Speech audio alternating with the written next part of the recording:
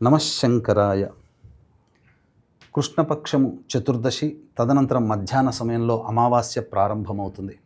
ఆదివారము అమావాస్య, అందున అధిక జ్యేష్ఠమాసంలో వచ్చే ఆదివారపు అమావాస్య చాలా శక్తివంతమైనటువంటిది. ప్రకృతిలో దాగి ఉన్నటువంటి శక్తి ఆ రోజున బయలుపడుతుంది.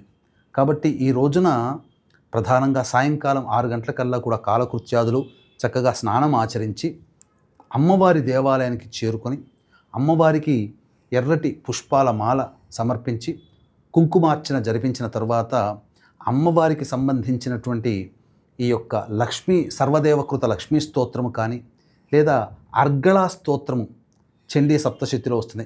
ఈ అర్గళా స్తోత్రము కానీ ఎవరైతే 27 సార్లు పఠిస్తారో వాళ్ళకి సకలమైనటువంటి దుష్టగ్రహ బాధ నివారణ జరుగుతుంది. అంతేకాకుండా ఈ సాయంకాలం 6 గంటల నుంచి 10 గంటల లోపల ఎవరైతే ప్రత్యంగిర కవచము, బగళాముఖి కవచము, ధూమవతి కవచము ఇవన్నీ కూడా ఒక్కొక్కటి 18 సార్లు పారాయణం చేయండి.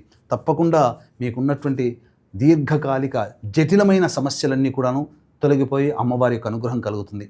అంతేకాకుండా ఈ ఆదివారం అమావాస్య సందర్భంగా చాలా శక్తివంతమైంది కాబట్టి 12 రాశుల్లో జన్మించినటువంటి వారికి అమ్మవారి యొక్క అనుగ్రహంతో సకల శుభాలు కలగాలి.